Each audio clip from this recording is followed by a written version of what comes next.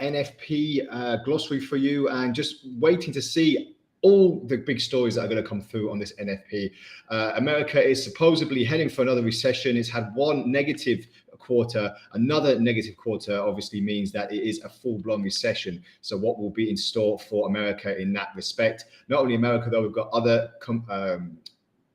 global economies as well, such as Europe, which is supposed to be heading for another recession in the back end of 2022. So this is something else to keep an eye out for as well. So lots to take you through as we head into the NFP preview, and obviously the pre and post data. I've got Daniel, my special guest announcer, that will be also joining us after I've gone through the introduction. So what are we looking for really about what the Fed do? Well, the Fed is going to raise rates again, apparently at the end of this month at its next meeting. How much of a concern that's going to be of people, and we've got a lot more things that's really crippling a lot of economies. Are not only the Fed but other central banks around the world. Are they going to interest rates higher and higher by the end of the year? Well, aggressive interest rate hikes are what all central banks are looking for at the moment, and especially the really pushing.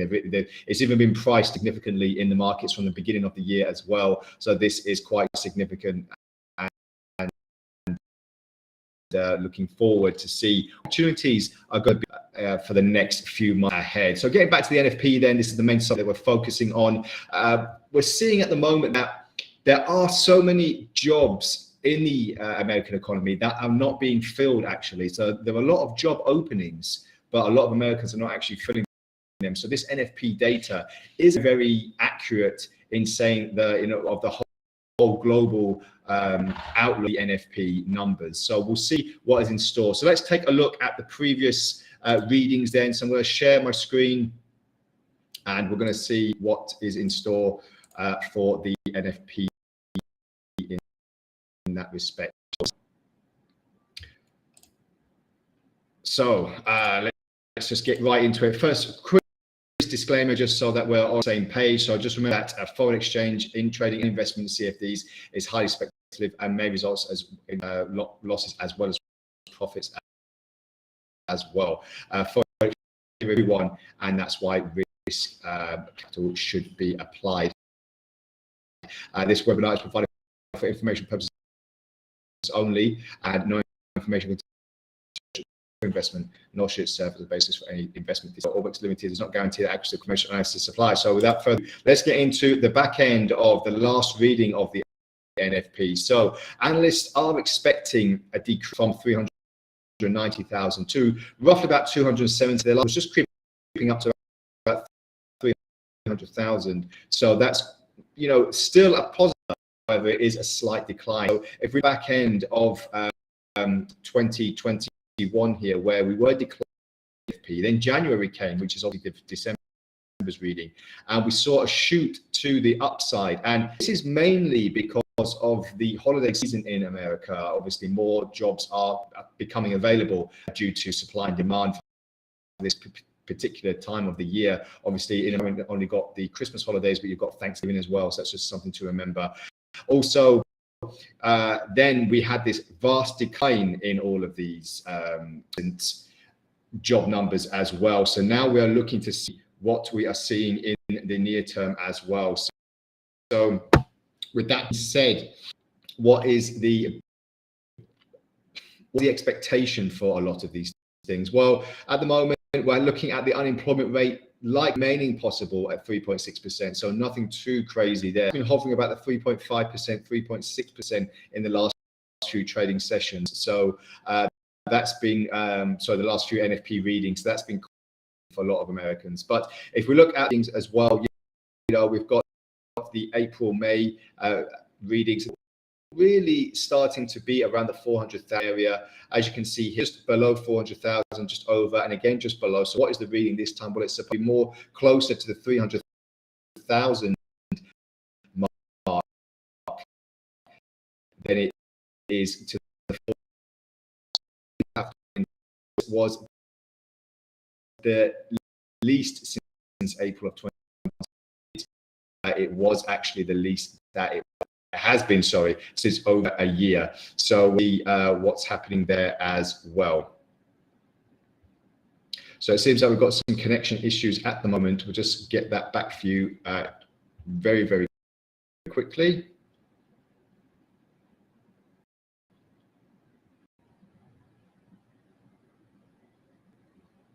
So I'll be back with you shortly while we just reconnect that now.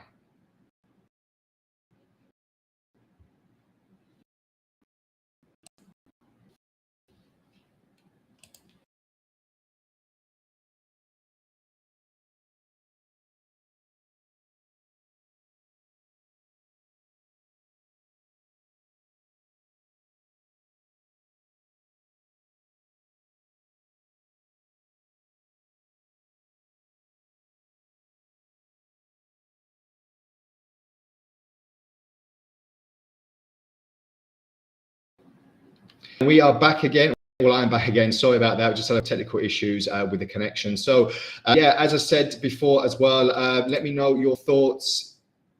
I've been told that my network is a bit bad. Sorry about that. Reconnection issue. So thank you about that. Been asked about the gold. I'm going to go onto the chart shortly. So just bear with me while I just run through this brief presentation as well, but thank you for all the updates. As I said, this is Ask Me Anything as well, question and answer live, so feel free to do that as well. So if you've missed anything recently, just wanted to say that we are looking at a major downturn in the NFP numbers. It's supposed to be expectedly about 270,000, which if we think at June's NFP release at 390,000 was bad, then this would be even vastly worse. So something to keep an eye out for as well there. So let's just take a quick look at the weekly US jobless claims as well. So we are hovering roughly around the 200 to 250,000 area. We did dip below that for a couple of weeks in April, but it is nothing to panic about really, because we are still looking like it is, not really spiking up to it. That it has been in the last year or so, where it was going towards hovering around 500,000 jobs a week in unemployment claims. So that's quite good for the American economy. However, let's get to the main talking point of probably the last 6 months. Inflation. Inflation has jumped to a 4-decade high. It's been the high. It was the high since 1982. Now it's the high since 1981, and it keeps on probably pushing higher and higher. We are looking now that inflation will probably keep pushing higher. It's 8.6% at the moment. It is apparently in its next reading supposed to be going up to roughly about 8.7 to 8.8%. So it doesn't look like inflation is calming down anytime soon. And on the one hand, you've got the Fed coming in to try and quash these inflation fears. And on the other hand, you've got inflation pushing higher. Obviously, the CPI data is at the poorest it's been since such a long time. So these are all the things that we're trying to get all together to see what the expectations are for not only this NFP job number, but we've got the Federal Reserve interest rate at the end of the month as well. Obviously, we're into the second half of the year, going into Q3 now. What's going to happen for the rest of Q3? We've got earnings season coming up as well. A lot of big companies might not be earning what they have been doing before. Tesla did have a poor quarter last time around due to lockdowns in Shanghai. Are more lockdowns going to be happening again? You let me know what you think. We've had more lockdowns happening, possibly in France as well, and in certain countries around Europe. Is this going to probably happen in America as well, in certain states in America, because these infection rates are climbing higher and higher? What is the answer? What is the solution? You let me know. So just moving on to the rest of the presentation then. So retail sales are back in negative territory at minus 0.3%. However, the next reading is supposedly at 0.8%. So this is giving us a little bit of an acceleration in retail sales, which is good for the economy and obviously good for the US index as well. We're going to look at euro dollar shortly. So stay with me, and gold as well. Euro dollar probably looking at the lowest level since 2016, when it went to just above the 103 level, if I remember correctly. Now it's dipped below the 102. Obviously, it has bounced since then, but are we looking at parity? Are we looking at 1-to-1 for the first time in probably 20 years? Well, again, let me know. Had some questions about that. Do I think it's going to go that far? You never know. I mean, it has been a strong dollar, but then again, it has been a weak euro and a weak sterling for a lot of the last few months. So this is something to look out for as well. Private businesses as well. ADP, something to keep an eye out for in America. They actually missed their expectation as well. 128,000 in the last reading and the lowest since 2020 as well in April. So that's just as the pandemic started. So it is actually not looking too great in the ADP race as well. So this is private jobs in America as well as the normal jobs that we're looking at the moment, for the NFP, the non-farm payrolls. So we are seeing it starting to move lower as well. So like I said, looking to see what the next thing is. So before Daniel joins me online to go through some of his analysis and obviously his perspective, just go through how to protect your risk capital. A few little, not really trading tips, but maybe you could keep these points to look at and probably develop on as well to see if you can get any of an edge or an advantage as well. So avoid trading at all during the NFP or any high impact fundamental news event if you're not comfortable with the high volatility, as the whipsaw effect could lead to losses that exceed profits. So the whipsaw effect is when the market's doing this quite significantly in 1 minute, in 10 seconds, such as when the NFP it will be released. That could actually damage your stop losses and take profits if you've got them involved in a trade. So avoid completely trading the NFP altogether, because this could actually hurt your trades if you're not comfortable with these big high impact fundamental news events. Apply protective stop loss and take profit risk management measures in order to bypass emotional hurdles. So we've all been there, we've all done it, we've all had emotion put into our trades, even though we try not to. We see a trade open, it goes in the other direction. We want the trade to reverse somehow. We put in the stop loss further and further away in the hope that we might see a reversal in our trade or take profit. You know, we could actually have a take profit could be negative for you as well, because you want it that much more profit and you've put a certain line or level in. So avoid emotional hurdles if you can. Practice, be at one with your trades. You know, demonstration accounts or demo accounts, as they are known more commonly. These are what are given so that we can practice our trades and, you know, get our emotions in check before we go for live trading, and obviously protecting your risk capital as well. So this is something to keep an eye out for as well. So number 3, close out all positions, if any, ahead of the release to move away from high volatility risks.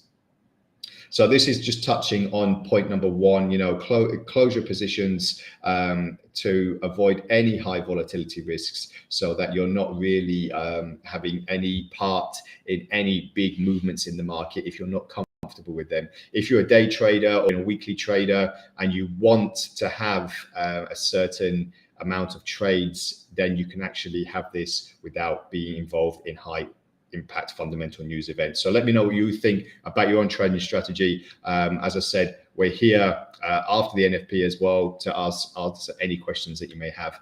So hedge your positions, if any, ahead of the release. So hedging can be a good strategy if you are looking to protect your risk capital as well. But don't forget that even if you've got one lot on the buy side, one lot on the sell side, you can still get hit quite significantly and possibly hit margin call if the trade goes in one direction more than the other, if it dramatically rises on one side than the other. So just keep that in mind when hedging if you do pick this strategy. Also, number 5, if you're eager to trade despite any warnings, do let the markets calm down before entering a trade. That way you overcome the heated environment, and you can also have a clearer picture as to where the markets could be heading towards as market noise is reduced. So basically, if you are still wanting to trade after the NFP or any fundamental news event, do let the markets calm down. You know, when we see big moves in the market, it's best to let the market settle, get a bit of consolidation, which is just a bit of a sideways pattern rather than a big swing high or swing low. And then you might be more comfortable with entering the trade as well.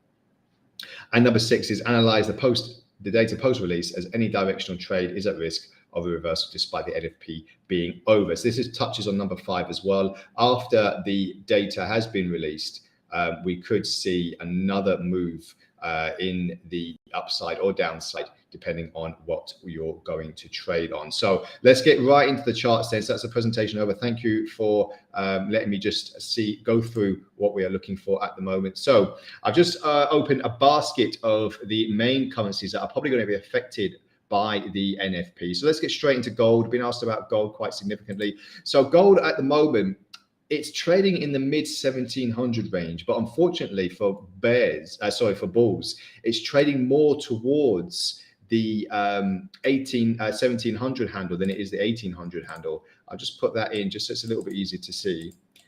So yeah, it is actually trading closer to there.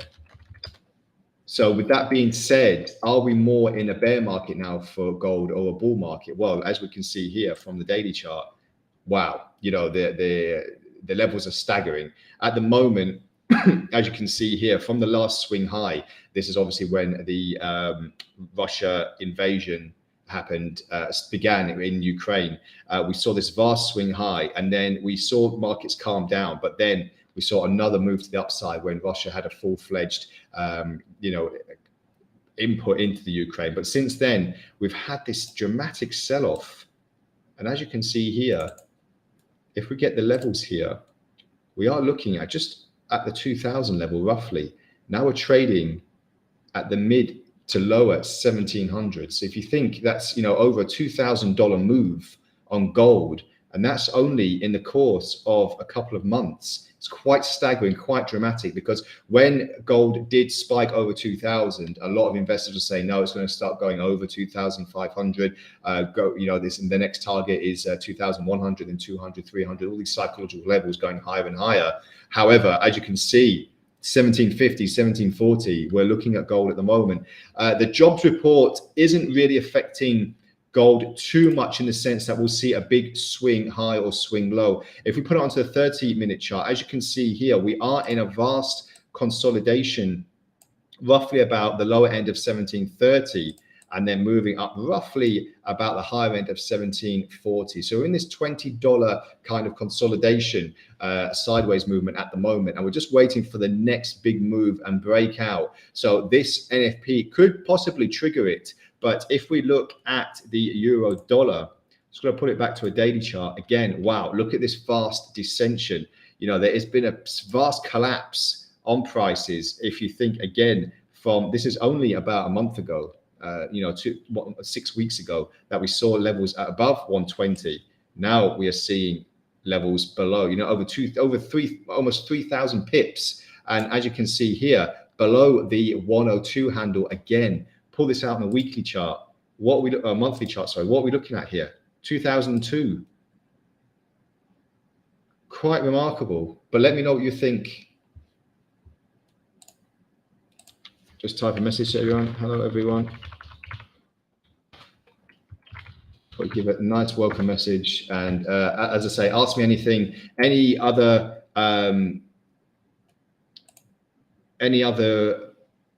pairs that you want to ask me about, feel free to do so.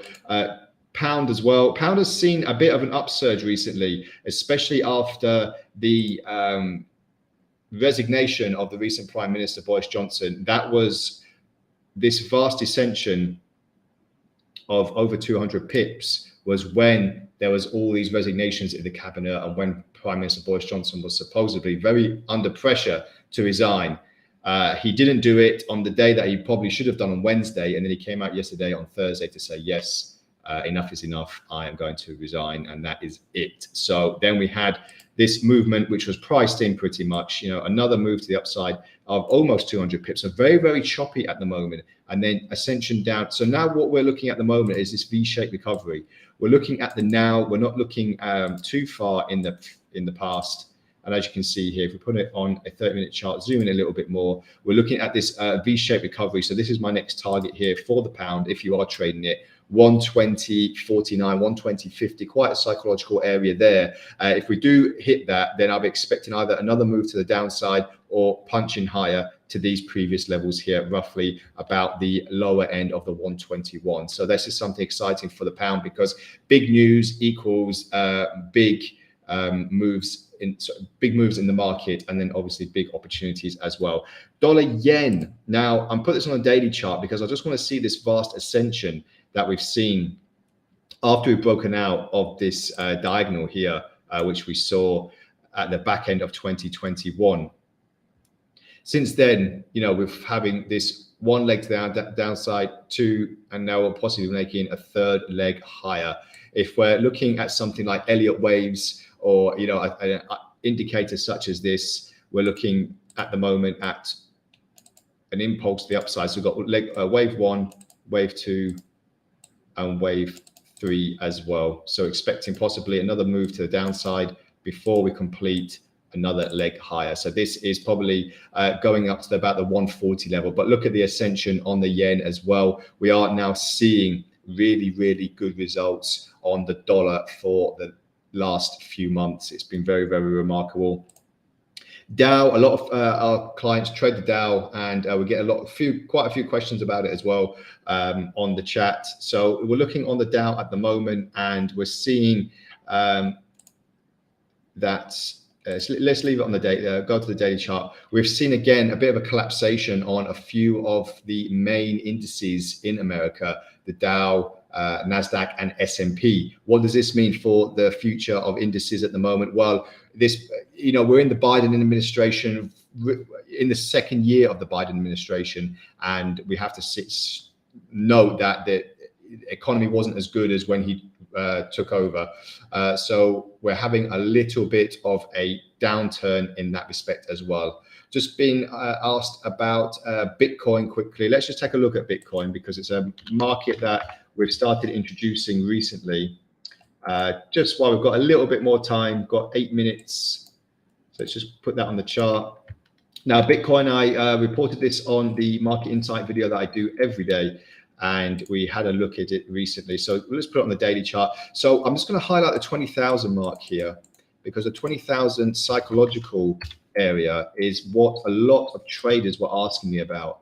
And they were saying, if they fall down below the 20,000, what does it mean? Well, it hasn't meant too much at the moment, because the $20,000 mark, as you can see here, if we put it on a 4-hour chart, we've touched it slightly, it's bounced up. We've touched it again slightly, and let me just zoom in so it's a little bit easier to see. So this choppy action here, we finally pierced and broke through it and went down to the 19,000 handle. However, again, we found support. There was that double bottom at the time, and now we started pushing higher. So at the moment, from what I can see on the levels, we are now looking for another test of the 20,000 area. So at 21,500 at the moment. But then again, is the Fed got something to do with the movement of Bitcoin? Could this be a case of interest rates affecting cryptocurrencies? We'll have to wait and see. But a lot of people are saying that it is actually something we are looking at the moment. So we'll see what is in store for that. So I hope that answers any questions. But yes, if you're looking, Charles, thank you for your question. If we're looking at Bitcoin to be bearish, I expect at the moment another test to the downside, because if we see these levels here of choppiness, we are now looking at this very vast bearish candle that we had recently, and another move to the downside, possibly to 20,000. So something to keep an eye out there in the next few trading sessions. So very exciting times for cryptocurrencies as well, because we've had such a collapse that we are now looking at more opportunities as well. So something to keep an eye on as well. So just a look at the US index as well. It has been pushing higher, over $100, holding over $100 at least, which is quite good for the economy. Vastly holding over. So we are looking like a recovering economy for America, but how recovered is it? And will we get this kind of move to the upside anytime soon? We'll have to wait and see. And just touching on oil, a few questions on oil as well. Oil has been a bit choppy, let's say, in the last few trading sessions. We've had this move to the downside, trading at 102, then higher to 112, $10 move. But since then, we had this collapse of over, well, almost $20 in recent sessions. I've got this on the 4-hour chart so we can see it a little bit better. But tell me what you think about oil. Are we going to see more hikes, prices in oil, supply and demand? We've had Russia that is going to cut off a lot of its supply to Europe by the end of the year, but Russia has other countries that are going to buy their oil. You know, the BRICS countries, Brazil, India, China, all these countries that are looking for cheap oil. They're still going to have this. They're still going to have this option. And also, lastly, just looking on dollar CAD before we've got a few minutes before we go hit the NFP. The reason why the Canadian dollar is interesting is because at the same time the NFP is announced, we've got the unemployment rate for Canada, we've got employment change, we've got average hourly earnings in Canada. So it's basically the same information, same jobs data that we have for America, but because the two countries are connected, they're so close together in the North American continent that we do sometimes get quite a lot of fluctuation on dollar CAD as well. So currently trading just below the 130. Where is it going to go? Well, we could see levels at this double bottom. If we get a good reading on jobs, then we could actually start moving to about the 130 region, but it will be tested there. The mid 129.50 region. It will be tested there, and it will be a good indication if the price will start moving in that direction as well. So just a couple of minutes before the NFP. As I said, any questions that you want to ask me, please do so, because we are looking at a lot of the big moves at the moment. Let's just go back to euro dollar. I'm going to go to a 30-minute chart. So I just want to see what the opportunities are. And as you can see here, I mean, for me, the 102 handle would be something quite significant, roughly about this zone. We are again looking at this V-shaped recovery, roughly about the 101.85 region. If this is broken, then it could be a good indication that we could move to the 102 and start looking at higher levels. Since we broke the 102, we have had a few flirtatious moves to the upside, but since then we are now looking at more of a move to the downside again. So bearish markets for a lot of the major currencies, and we'll see what the next move is in that respect as well. And just looking at the pound as well, as I said, this V-shaped recovery is something that I've been tracking since the morning, because since the lunch period in Europe, because we have actually moved nearly 100 pips to the upside, which is quite significant, because if you think that it was such a downsided move when there was the news broke of Boris Johnson possibly resigning, because his chancellor and his health secretary, basically his right-hand men, they both actually started moving. They both sent a letter of resignation, and then we saw this huge dip to the 200 pips down to the downside. So we'll have to wait and see what is happening for pound dollar as well. And just to touch on the Dow once again, as I said before, very, very bearish market. We've seen these moves up and down quite a lot, and now we're looking for another move to the upside before possibly moving lower. But will we break the previous low? Well, if we look at the previous readings, as you can see here, we've got low after low being broken. So we'll just highlight these as well. So I have one here, another one here. This could be a bit of a false break though, but needless to say, we have broken it as well. So all these previous lows, lower lows being broken quite significantly. So we're into the last few seconds before the NFP is being announced. We'll just go to a tile window, so we'll see all the moves and to see what we can make out of the news. So we've got breaking news at the moment. So NFP came in at 372,000. Wow. So the consensus at the time was just under 300,000 or hovering around, but now it's coming at 372,000. So possibly another strong dollar, as you can see, dollar pairs moving to the downside as base currencies, sorry, quote currencies. So euro dollar, pound dollar, gold really spiking quite vastly. That is quite a big move. Let's just bring that to the downside. Let's put it on a minute chart. Wow, look at that. Look at that spike.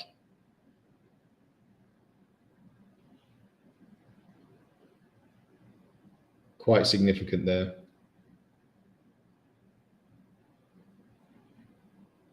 So $16 in just a couple of minutes, quite significant there. And now we're moving to the downside for a lot of the dollar pairs as well. So stay tuned for the rest of the breaking news. So let's see what else we've got. So 372,000 new jobs been added. Consensus was just hovering around 300,000. So very big jobs numbers there. However, it is still the lowest since April of 2021. Because it is still under 390,000. Unemployment rate stayed at 3.6% as expected, and average hourly earnings 0.3%, which was, well, the previous was 0.4%, so roughly about the same. And we are looking also at Canadian dollar. Just want to bring that up because we've got unemployment rate there at 4.9%. Consensus was 5.1%, but we are seeing a more stronger dollar than the Canadian dollar. So we are moving to the upside as well. And also average hourly earnings for Canada comes in at 5.6%. The previous was 4.5%. So quite good numbers there. So tell me what you think. Tell me what levels you're looking at. Tell me what you're trading, and we can go through everything at the moment. As I said, I'm going to be online for a bit longer. So let me know where you think the dollar is heading. Let's just take a look at the euro dollar at the moment. We're just going to zoom in. And as you can see here, it's a strong dollar, but let's see how many pips it's moved. Well, moved 30 pips. It's a decent amount to move in the case of a big fundamental news event. However, are we going to see a full retracement at the moment? So it's retracing roughly about 10 pips at the moment. So a third of the way it has been progressed to. And I've just minimized the chart window. So let's just go on the pound dollar as well. So as you can see, a very strong dollar. So that's why we're moving in the downwards section, because it is pound dollar. If it was a weak dollar, then it would be moving higher because the pound is the base currency. But nevertheless, we are still seeing quite a strong dollar. So that pound dollar has moved 40 pips, quite significant there, but it is actually retracing already. So a move to the upside is expected now. Are we going to see a full retracement? Has the news been over? Another thing I wanted to let you know, you probably know this, but when there is a high fundamental news impact event, we get the big, the news event being released. The market will move in a certain direction, but as the market calms down, as we've digested the news, there could be a full reversal usually, and then the market gets back into the trend that it was. So the pound dollar is a good example to show you here. The trend at the moment was this V-shaped recovery, and we were looking at the 120.49, 120.50 area for it to reach. At the moment, we've had this bit of news that has kind of derailed the pound dollar. However, after the news event is over, after the ripple effects in the news have calmed down, then we are expected to move higher and back into the trend. So this is something to keep an eye out for as well when you're trading. Don't be too disheartened if the news event goes against where you are planning to go. Look at the overall trend. As I said, don't let your emotions get into check. Put in a stop loss to make sure that we don't go past this area. If you are trading this particular V-shaped recovery, just an example at the moment, put a stop loss in to make sure you are protected. However, because depending on your volume size, okay, we've got another 65 pips to go, which is quite a long way. However, stay on tune, stay on track, make sure that you are trading what you think is good for you. Stay on your trend, stay on your pattern, because this piece of high impact fundamental news event data might make the market a little bit choppy. However, as you can see here, we have pretty much retraced 50% of this already. And in doing so, we could actually start moving back in the next couple of hours to the trend of the V-shaped recovery that I noticed and that I was tracking from this morning when we found this support at 119.30 approximately. So this is something to keep an eye out for as well when you're trading. Just a few trading tips that could help you in the near term. So let's get back into gold because I want to see where this is heading. So I've got it on the minute chart here. And as you can see, the actually, let's go to a 30-minute chart because I want to show you that the doji is formed. So this, we've got almost 100% reversal there. As you can see, just to zoom in a bit more, the market spiked, boom, boom, and then we are now trading back to where we were, the 1740s. This is another little tip as well. Don't be too put off by a huge spike in the market such as this. This is quite a vast move in the market, and it is quite dangerous to trade actually. So once you've had the market calm down, as you can see, we've pretty much gone back to where the gold was before the NFP was announced. So this is something else to keep an eye out for as well.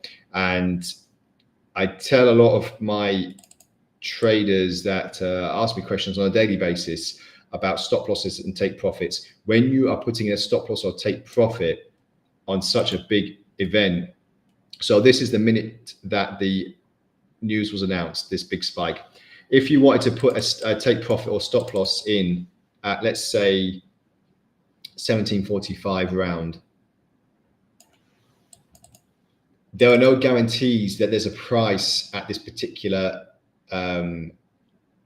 area here. So the NFP was at 1740 just before the NFP started, and you've put a stop loss or take profit, and you've put a pending order in at this area.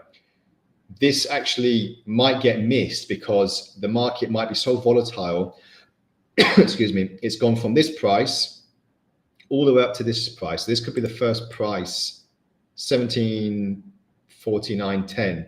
This could be the first available price in the market. So because it's gone from here to here, it means that this price has been lost and your pending order would have probably been missed or cancelled, because if there's no price in the market, then how can the market close at that particular price? So it's very important to understand that with slippage, with trading news events, that if the market goes from here to here, it means that the price has been missed. Conversely, we've got a full-bodied candle here. I'm talking about this one right here. So I'll zoom in a little bit more. So if we put in, let's just delete this so it's a little bit easier to see. So if we put in a buy position, and we put a stop loss in at 1736, for example, but the first available price was 1734, just because there's a full-bodied candle here, it doesn't mean that every price has been hit along the way. It's gone from here to here, possibly to here, back up to here, and then back down to the starting point. And in doing so, your stop loss or take profit would have been cancelled because there's no price in the market. So if you do get this on your trades when trading such a high fundamental impact news event, just remember that it could actually lead to pending orders being cancelled because there's no price in the market. So again, let's look at this almost full-bodied candle here. There could be many, many prices in the market, but just because there's a full-bodied candle, it doesn't mean that every price has been hit in this candle. It just means that it's gone from the top to the bottom, and then the candle has been filled in because it's become a full body. It doesn't mean that there is necessarily every price, every tick in that candle has been hit. So just bear in mind for that as well. So as we come to the end of the presentation, just let me see if any other numbers have been announced. So we've got the non-farm payroll, private payrolls. They came in higher than expected and more than what the previous one was. 381,000. Previous was 336, and the consensus was roughly about 250, 260,000. So quite a vast move to the upside there. So let's just go back to the euro dollar one more time. So again, we are seeing a strong dollar because of the bearish candlesticks since the news was announced. Again, with the pound dollar as well. But don't, as I said, I'm going to look at this for the rest of the session because I want to know if we're going to move completely away from this V-shaped recovery, or are we going to get more of an upsurge in prices, and will this pattern continue? So I'm going to be very, my eyes are going to be glued onto the pound dollar quite excessively. So let's just go back to Bitcoin as well. How did it affect Bitcoin in any way? Not really. We can't say that any movement was really really happened. If we're looking at this minute by minute candle chart, we're not seeing much in the way of Bitcoin really being moved quite significantly. So that's just something to keep an eye out for as well. So in the meantime, let's just take a look at the Canadian dollar on the 1 hour chart. Again, we are looking to see quite a strong dollar. So even though we've had good Canadian news, the American dollar news has seemed to have overridden that and bypassed it. So that was quite expected as well. So I'll have to wait and see. And oil, lastly, as we come to the end of the presentation, as I said, ask me anything before we go offline. And this video will also be posted on our YouTube channel as well, if you want to ask any questions afterwards. And I'll get back to you as soon as possible as well. So oil, not really too much in the way, very consolidative at the moment. The $100 handle is just basically, it's been the psychological handle for quite a while. Just going to roughly put that in. It's been the psychological handle for quite a while, since the last time we saw a move to the upside, which was yesterday's American trading session.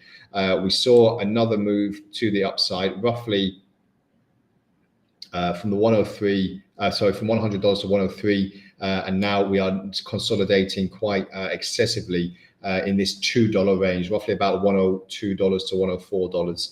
So this is something to look out for as well. So all in all, very successive NFP, excuse me, for America. But don't forget, we've got the Federal Reserve interest rate hike at the end of July. Where's that going to leave the dollar? Where's it going to leave the American indices and also the American index as well? The American index moving very vastly higher and higher. The highest it's been in quite a long time. Let's just see the statistics here. You know, if we look at monthly data, it's been the highest it's been for, you know, well over 20 years. So since we broke these two double tops here, one from 2016 and one from 2020, you know, this is the highest it's been in such a long time. So something else to look out for. Don't forget, earnings season is upon us, and we are now looking to see what the results are and what is in store for the next 3 months ahead. But the Q2 data for the NFP, because obviously it's the last reading for June, this is the first mouth-watering piece of data, you can say, that we've got to see if the American economy is recovering or if it is falling into a slight recession. We'll see later with GDP data, more retail sales data coming, inflation data on its way as well. And as I said, I keep saying about the interest rate hikes that's supposed to be coming from the Fed. Will we see a real move to the upside? Will we have any shocks in store? We'll have to wait and see. And we'll have to see what is in store for the next 3 months as well. So in closing, just want to say thank you very much for joining me once again. I'll be back on Monday with my stock wash and market insights video. We've also got our next quarterly live webinar, which will be coming up at the end of July. Stay tuned for that. You'll be notified when and where and what time we'll be doing that as well. That'll be a live webinar to ask us anything. Me and my colleague Daniel will be going through this to make sure that we are giving you the best information about the markets, what happened in Q2 in the second quarter, and what's most probably going to happen in the third quarter. You know, June, July, August, the summer months, they can get a little bit quiet because a lot of Parliament, for example, or other economies go on summer breaks. But this being said, we are looking at a possible recession in not only America, but the Eurozone and other economies as well. So tell us what you think. Tell me what you think. As I said, this video will be posted on our YouTube channel. So let me know all the details about what you're trading and also any questions that you might have. And I'll get back to you as soon as possible. And also, we'll be starting our bi-weekly webinars as well every Monday to give you the trading topics, the best trading topics, and what indicators to use and what market patterns and trends to look out for as well. So keep an eye out for that. You'll be notified in your email, and it will also be on our Telegram channel and the blog. So stay tuned for that. So once again, thank you very much for joining me, and I'll catch you at the next NFP. Thank you very much. Bye for now.